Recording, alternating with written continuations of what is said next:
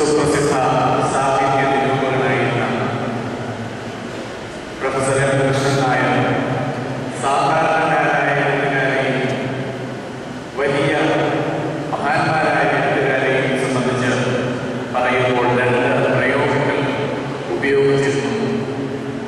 സാധാരണക്കാരായ എളിയവരായ അത്രയൊന്നും ശ്രദ്ധിക്കപ്പെടുന്ന കൃതികളൊന്നും രചിക്കാത്ത സാഹിത്യകാരന്മാരെ പുൽക്കൊടികൾ എന്ന് വിശേഷിപ്പിച്ചു.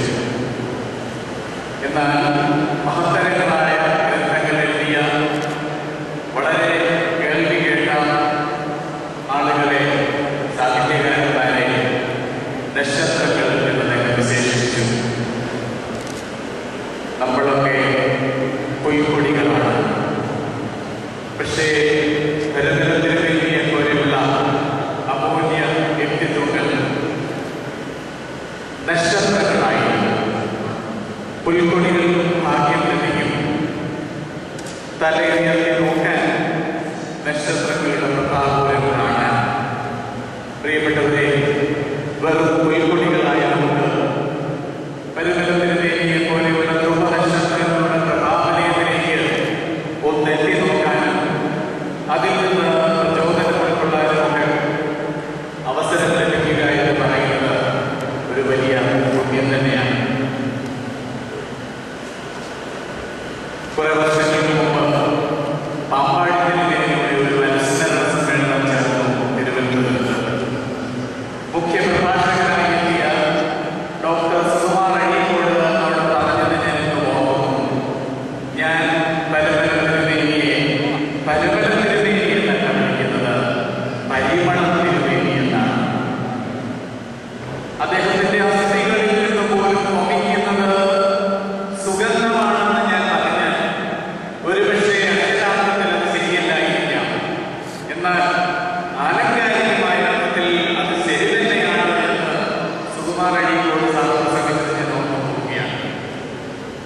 1748 ജനിച്ച് 1902 തന്റെ ഇഹലോക ജീവിതം അവസാനിച്ച് സ്വർഗീയ മുസ്ലിമിലേക്ക് കടന്നുപോയ ഒരു യുഗപ്രഭാവൻ.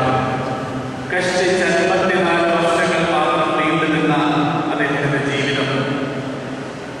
എന്തൊക്കെ കാര്യങ്ങൾ അദ്ദേഹം മാതൃക കാട്ടുന്നതും എനിക്കും നിങ്ങൾക്കും എത്രയെത്ര മനോഹരങ്ങളായ ആശയങ്ങൾ നമുക്ക് ചിന്തിക്കാനായി ഇടപെട്ടത്.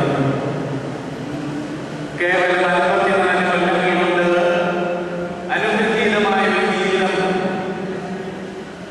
സഫലമായ ഒരു ജീവിതയാത്ര പൂർത്തിയാക്കാൻ അദ്ദേഹത്തിന് കഴിഞ്ഞു. ജനഹൃദയങ്ങളിൽ സ്ഥാനം പിടിക്കുവാൻ 33 വർഷം മതി ധന്യമായ ഒരു ജീവിതത്തിന് നമുക്ക് കാണിച്ചു തന്ന നമ്മുടെ അരുണനാഥന്റെ ആ മാതൃകയെ പിൻപറ്റിക്കൊണ്ട് 54 വർഷങ്ങൾ കൊണ്ട് ധന്യമായ ഒരു ജീവിതം, സമ്പൂർണമായ ഒരു ജീവിതം, സഭയ്ക്കും സമൂഹത്തിനും പ്രയോജനകരമായ ഒരു ജീവിതം പൂർത്തിയാക്കി അദ്ദേഹത്തിന്റെ പിതാവിന്റെ സന്നിധിയിലേക്ക് വാങ്ങിപ്പോയിട്ട് വർഷങ്ങൾ 107 ആയിരിക്കുകയാണ്. പ്രിയപ്പെട്ടവരെ, പരമ്പരയിലുള്ളവരായാലും ഇന്ന് ജീവിച്ചിരിക്കുന്നുണ്ടെന്ന് തോന്നുന്നില്ല. കഴിഞ്ഞ ദിവസം 81ാം ജന്മദിനം ആഘോഷിച്ച നമ്മുടെ പരിശുദ്ധ ബാബാതിരുമേനിയും അദ്ദേഹത്തെ പറ്റി കേട്ടിട്ടേ ഉള്ളൂ നമ്മളുമൊക്കെ. പക്ഷെ നമുക്കൊരു ചുമതലയുണ്ട്. ഈ യുഗപ്രധാനമായ വ്യക്തിയെ പറ്റി, പരമ്പരയെ പറ്റി വരും തലമുറകൾ അറിഞ്ഞിരിക്കണം. അത് കേട്ടും വായിച്ചും അറിഞ്ഞിട്ടുള്ള കാര്യങ്ങൾ അനന്തര തലമുറകളിലേക്ക് പകർന്നു കൊടുക്കുക എന്നുള്ളത് നമ്മുടെയൊക്കെ ചുമതലയാണ്, ദൗത്യമാണ്, കർത്തവ്യമാണ്. ആ പുസ്തകം 32ാം അധ്യായം 7ാം വാക്യത്തിൽ നമ്മൾ വായിക്കുന്നത് പൂർവ്വ ദിവസങ്ങളെ ഓർക്കുക, മുൻ തലമുറകളുടെ സമ്പത്സരങ്ങളെ ചിന്തിക്കുക, നിന്റെ പിതാവിനോട് ചോദിക്കുക, അവൻ അറിയിച്ചു തരും. നിന്റെ വൃദ്ധന്മാരോട് ചോദിക്കുക,